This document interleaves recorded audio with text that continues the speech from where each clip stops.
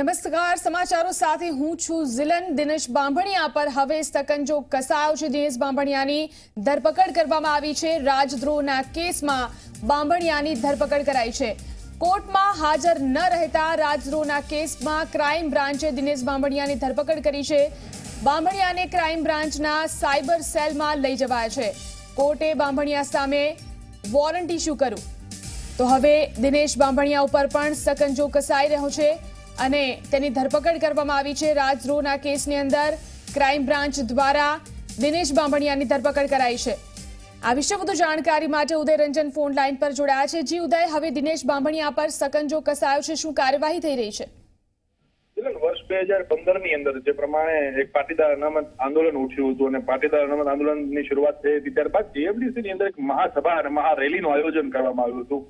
એ સભા પૂર્ણ થઈ ગઈ હતી અને ત્યારબાદ સાંજ બાદ જે છે એટલે કે સભા પૂર્ણ થયા બાદ 5-6 વાગ્યા પછી ગુજરાતની અંદર આખું ભડકે પડ્યું હતું અને સળગાવવામાં આવી હતી પોલીસ ચોકીઓ, પોલીસ સ્ટેશનો અને પથ્થરમારા પણ કરવામાં આવ્યા હતા। પોલીસ અને પાટીદાર યુવકો જે છે આમને સામને આવી ગયા હતા।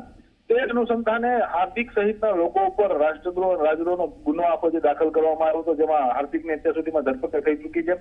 અલ્પેશ ઠાકોરની જે છે થોડા સમય પહેલા એની ધરપકડ થઈ। દિનેશ બાંભણિયાને જે આ કેસની તપાસ કરી રહ્યું છે અમદાવાદ સાયબર ક્રાઇમ, એ આઈઓ તરફથી એટલે કે ઇન્વેસ્ટિગેશન જે ઓફિસર જેમના તરફથી સમન્સ આપવામાં આવ્યું, વોરંટ આપવામાં આવ્યું છે અને વોરંટના આધારે જ દિનેશ બાંભણિયાને અત્યારે શાહીબાગ ખાતે આવેલું જે સાયબર ક્રાઇમની કચેરી છે ત્યાં અમને લઈ જવામાં આવ્યા છે અને હવે આગળની કાર્યવાહી શું થશે એ થોડા સમયની અંદર તે માલુમ થઈ જશે કે એમની ધરપકડ કરવામાં આવે છે અથવા તો એને કોર્ટમાં રજૂ કરવામાં આવે છે કે વોરંટ જે આપવામાં આવ્યું છે એની પર માત્ર નિવેદન નોંધવામાં આવશે। તમામ રહસ્યો પરથી પગલા થોડા સમયની અંદર ઉચકાઈ જશે। ઝિલન જી બિલકુલ ઉદય, આભાર સમગ્ર જાણકારી આપવા માટે। તો હવે દિનેશ બાંભણિયા પર સકંજો કસાયો છે અને તેમની પણ ધરપકડ કરી લેવામાં આવી છે। તેમને સાયબર સેલ લઈ જવામાં આવ્યા છે। સેશન્સ કોર્ટમાં હાજર ન રહેતા દિનેશ બાંભણિયાની ધરપકડ કરાઈ છે। આ વિશે વધુ વાતચીત કરવા માટે પાટીદાર નેતા નિખિલ સવાણી પણ આપણી સાથે ફોન લાઈન પર જોડાયા છે। જી નિખિલ, હવે દિનેશ બાંભણિયા પર સકંજો કસાયો છે, તેમની ધરપકડ કરવામાં આવી છે, શું છે તમારી પ્રતિક્રિયા? સરકાર એક પછી એક આંદોલનકારીઓની ધરપકડ કરાવી રહી છે। કઈ ને કઈ રીતે કોઈને કોઈ કેસમાં એમને અંદર કરી રહી છે, જેથી કરીને આવનારા દિવસોની અંદર આંદોલન ના ચાલે, આંદોલન ગુજરાતમાં બંધ થાય એવા પ્રયાસો સરકાર કરી રહી છે। અમને ચોક્કસ વિશ્વાસ છે કે આવનારા દિવસોની અંદર બહુ ટૂંકા સમયની અંદર દિનેશભાઈ અમારા પૂર્વ સાથી રહ્યા છે, પરંતુ એક પાટીદાર સમાજને અનામત મળે એ હેતુથી કાર્ય કરી રહ્યા છે। એટલા માટે આવનારા દિવસોની અંદર વહેલામાં વહેલી તકે એમને જામીન મળે એવી અમે મા ઉમા ખુડલને પ્રાર્થના કરશું અને એવા અમે પ્રયત્નો કરશું। જી, અલ્પેશ કથિરિયા પહેલેથી જ જેલની અંદર છે અને હવે જ્યારે જે રીતે આરોપો લગાવવામાં આવ્યા હતા દિનેશ બાંભણિયા દ્વારા સરકાર પર, હવે તેમની પણ ધરપકડ કરી લેવામાં આવી છે। જે કોઈ વ્યક્તિ સરકાર ઉપર કોઈ પણ જાતના આરોપો લગાવે છે એટલે તરત જ એમની ધરપકડના એધાણ ચાલુ થઈ જાય છે।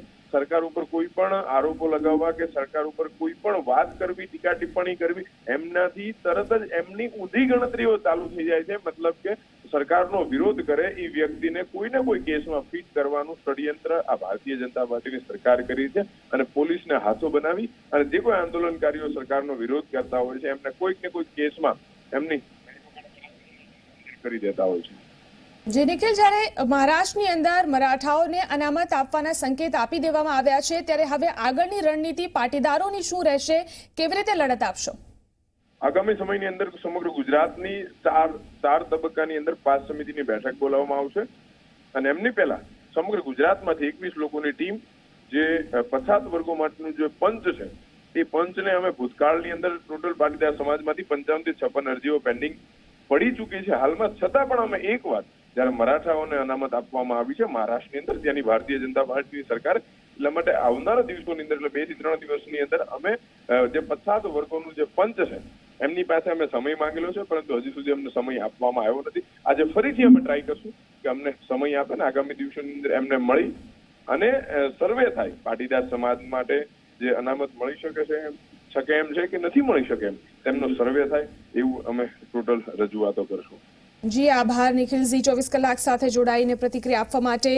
તો હવે દિનેશ બાંભણિયાની ધરપકડ કરી લેવામાં આવી છે રાજદ્રોહ કેસની અંદર ક્રાઇમ બ્રાન્ચ દ્વારા તેમની ધરપકડ કરાઈ છે। સેશન્સ કોર્ટમાં હાજર ન રહેતા દિનેશ બાંભણિયાની ધરપકડ કરવામાં આવી છે। ત્યારે પાટીદાર નેતા નિખિલ સવાણીએ આરોપ લગાવ્યો છે કે સરકાર સામે જ્યારે કોઈ પણ વ્યક્તિ પડે છે અને તેમની ઉપર સીધા આક્ષેપો સરકાર પર કરે છે ત્યારે તેની ધરપકડ કરી લેવામાં આવે છે। અલ્પેશ કથિરિયા પહેલેથી જ જેલની અંદર બંધ છે અને તેને જેલ મુક્ત કરાવવા માટે જ્યારે દિનેશ બાંભણિયા દ્વારા પ્રયત્નો કરવામાં આવ્યા। ગઈકાલે તેમના દ્વારા એક બેઠક પણ બોલાવવામાં આવી હતી અને તે બેઠક પણ બંધ કરાવી દેવામાં આવી હતી। ત્યારે હવે આજે દિનેશ બાંભણિયાની જ ધરપકડ કરી લેવામાં આવી છે। રાજદ્રોહ કેસની અંદર અમદાવાદ ક્રાઇમ બ્રાન્ચ દ્વારા દિનેશ બાંભણિયાની ધરપકડ કરી લેવામાં આવી છે। હવે આગળ શું કાર્યવાહી થાય છે, તેને જામીન મળે છે કે કેમ તે જોવાનું રહે છે। અત્યારે તેમને સાયબર સેલ લઈ જવામાં આવ્યા છે।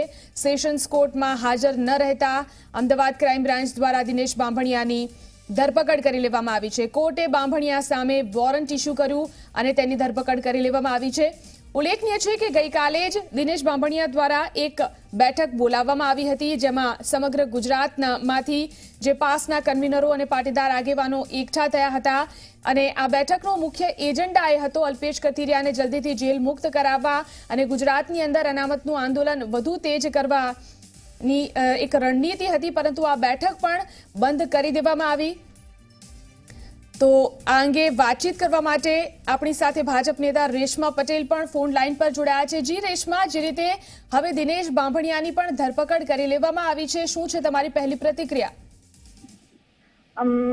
જી, કાયદાકીય વિષય ઉપર તો મને એટલી ડિટેલમાં ખબર નથી, પણ કદાચ બની શકે કે જામીન મળ્યા ત્યારે જે પણ કઈ શરતો હતી શરતોને ધ્યાનમાં લઈ અને કદાચ પૂછપરછ માટે અટકાયત કરી હશે। હવે આમાં વિષય ઉપર તો આગળ જ્યારે સ્પષ્ટીકરણ ક્રાઇમ બ્રાન્ચ દ્વારા ત્યારે જ ખબર પડે।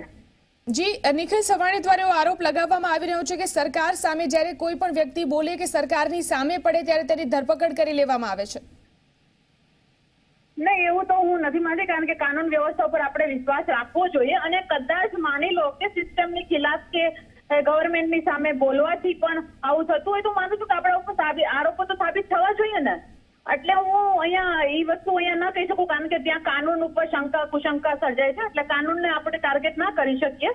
એટલે અહીંયા ચોક્કસ એટલું ચોક્કસ થઈશ કે જે પણ કંઈ થાય છે એના વિષય વસ્તુ ઉપર અભ્યાસ કરી અને પછી આગળ હું તમને આનું સ્પષ્ટીકરણ કરી શકીશ।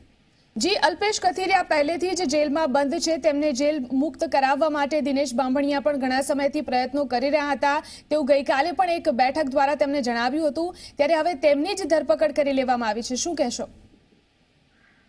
ચોક્કસ રીતે આવા બધા જયારે સંજોગો ઉત્પન્ન થાય છે અને અલ્પેશભાઈને પણ 3 વર્ષ પછી અટકાયત કરવામાં આવી છે, તો આ બધાય ક્યાંક ને ક્યાંક એવું સાબિત થાય છે કે ક્યાંક ને ક્યાંક કોઈ અંદરખાને તાનાશાહી જેવું વાતાવરણ સર્જાઈ રહ્યું છે। પરંતુ આ વિષય ઉપર હું પણ ઊંડાણમાં જઈ અને તપાસ કરીશ અને જો મને ક્યાં એવું લાગશે કે કોઈ બદઇરાદાપૂર્વક કોઈ વ્યક્તિના ઈશારે આવું થઈ રહ્યું છે તો ચોક્કસ રીતે હું પણ સામે પડી અને સમાજ અને મારા ભાઈઓ જોડે રહીશ। જી, આભાર રેશમા, ઝી24 કલાક સાથે જોડાઈને વાતચીત કરવા માટે। તો રાજદ્રોહ કેસમાં ક્રાઇમ બ્રાન્ચ દ્વારા દિનેશ બાંભણિયાની ધરપકડ કરી લેવામાં આવી છે, તેમને સાયબર સેલ લઈ જવામાં આવ્યા છે। પાસના કન્વીનર દિનેશ બાંભણિયા ગઈકાલે પણ એક બેઠક બોલાવી હતી અને અલ્પેશ કથિરિયાને જેલ મુક્ત કરાવવાની જે તેમનું બેઠકનું એજન્ડા હતો અને સરકાર ઉપર પણ તેમને આક્ષેપો કર્યા હતા કે સરકાર દ્વારા પણ તેમની આ બેઠકને બંધ કરાવવામાં આવી હતી, તે પ્રકારના આક્ષેપો અલ્પેશ કથિરિયા દ્વારા જે દિનેશ બાંભણિયા દ્વારા કરવામાં આવ્યા હતા। ત્યારે આજે દિનેશ બાંભણિયાની જ ધરપકડ કરવામાં આવી છે। સેશન્સ કોર્ટમાં હાજર ન રહેતા અમદાવાદ ક્રાઇમ બ્રાન્ચ દ્વારા ધરપકડ કરવામાં આવી છે અને કોર્ટ દ્વારા વોરંટ ઇસ્યુ કરવામાં આવ્યું હતું અને ત્યારબાદ ક્રાઇમ બ્રાન્ચ દ્વારા કાર્યવાહી કરવામાં આવી છે। હવે આગળ જોવાનું રહે છે કે કાયદાકીય રીતે શું કાર્યવાહી થાય છે।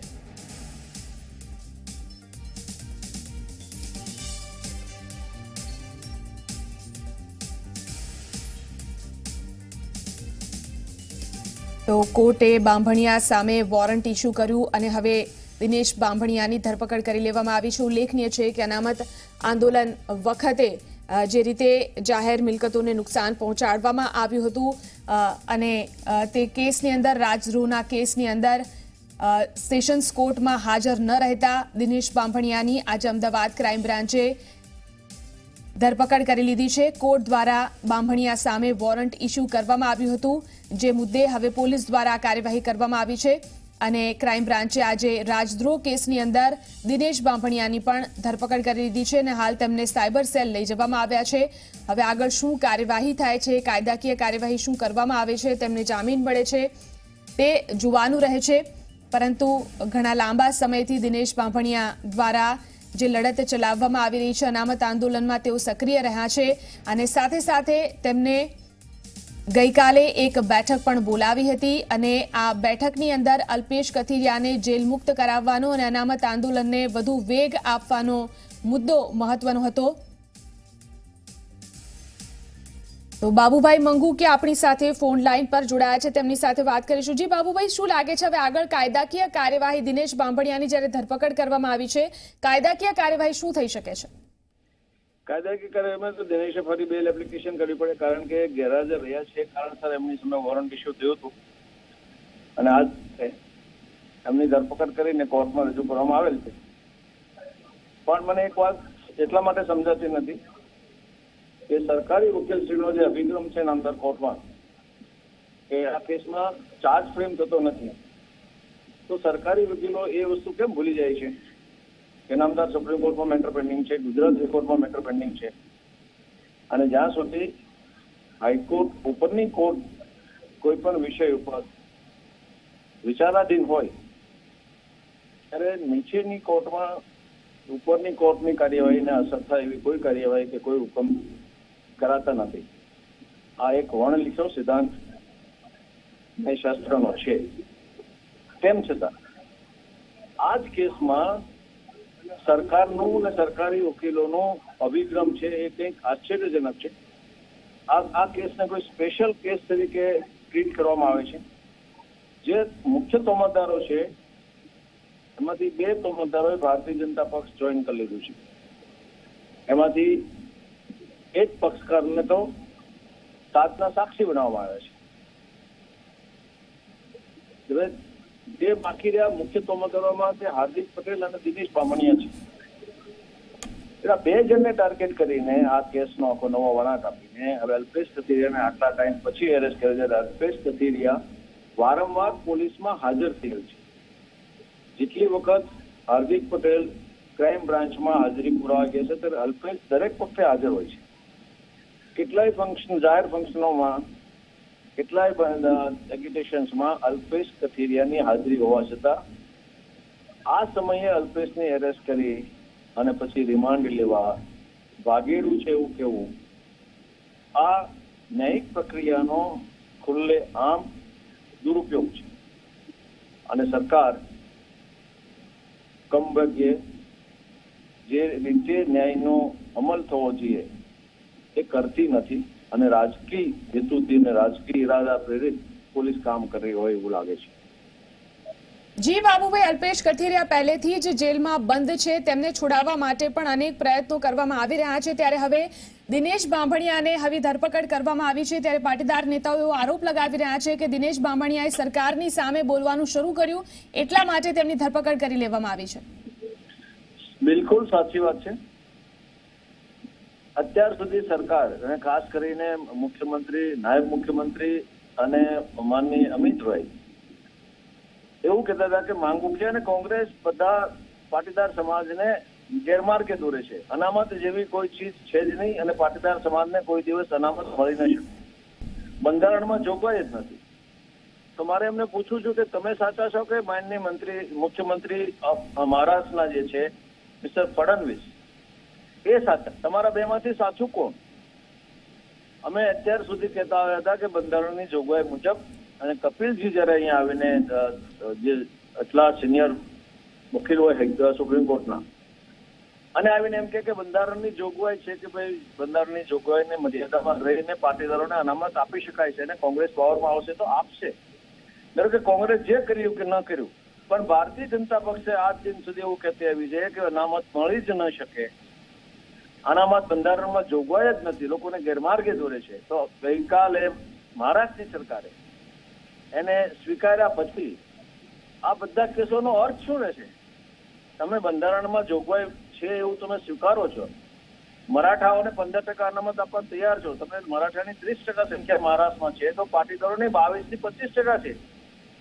મરાઠાને 15%, 30%ના 15% આપતા હો કે 15% લોકો એસસીબીસી છે, તો ગુજરાતના પાટીદારોની વ્યવસ્થા કરો. ગુજરાતના 70% પાટીદારો અત્યારે અશિક્ષિત રહેવાની તૈયારીમાં છે, કારણ કે છોકરાઓને ભણાવી શકાતા નથી, ફીસ પોસાતી નથી, નોકરી મળતી નથી. તો તમે હવે જે વ્યાજબી માંગણી લઈને જે લોકો નીકળ્યા છે એમનો અવાજ દબાવવા માટેનો આ પ્રયત્ન છે, એ ખરેખર કમનસીબ છે. પાટીદારને અનામત મળશે એવું આજે મુખ્યમંત્રીશ્રીના પબ્લિક સ્ટેટમેન્ટ દરેક છાપામાં છે કે મરાઠાની લાઈન ઉપર અમે આ સરકાર વિચારશે. તો અત્યાર સુધી શું આ સરકારને કોઈ સાચી સલાહ નહોતી આપી કે સરકાર આંખો વીંચીને રાજકીય ઇરાદાથી આ ભારતીય જનતા પક્ષનું વિરુદ્ધનું આંદોલન છે એમ માનીને પાટીદારનો અવાજ કચડતા હતા? જી બાબુભાઈ, ગુજરાત જી આભાર બાબુભાઈ, ઝી 24 કલાક સાથે જોડાઈ અને વાતચીત કરવા માટે. તો બાબુ માંગુકિયા દ્વારા પણ આ અંગે પ્રતિક્રિયા આપવામાં આવી છે અને જે પાટીદાર નેતાઓ આક્ષેપ કરી રહ્યા છે કે સરકારની સામે પડી અને સરકાર પર જ્યારે આક્ષેપ કરવાનું શરૂ કર્યું એટલે દિનેશ બાંભણિયાની પણ ધરપકડ કરી લેવામાં આવી છે. અલ્પેશ કથિરિયા પહેલેથી જ જેલની અંદર બંધ છે અને તેને જેલ મુક્ત કરાવવા માટે પણ પાટીદાર નેતાઓ સતત લડત ચલાવી રહ્યા છે.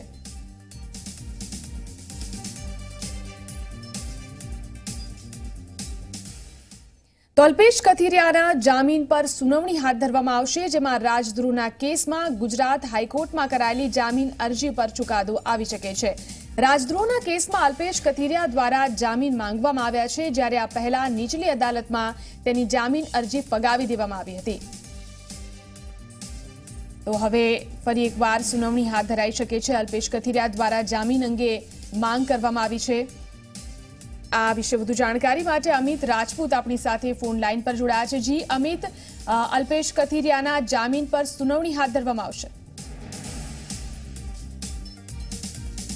અલ્પેશ કથિરિયા ને અમદાવાદમાં જે રાજદ્રોહનો મામલો તેમના ઉપર જે દર્જ કરવામાં આવ્યો હતો, એ મામલે નીચલી અદાલતે તેમની જામીન અરજી ફગાવી દીધી હતી. જો કે આજ જસ્ટિસ A.Y. કોગજેની કોર્ટમાં, ગુજરાત હાઈકોર્ટની અંદર અલ્પેશ કથિરિયાની જામીન અરજી પર ચુકાદો આવી શકે છે.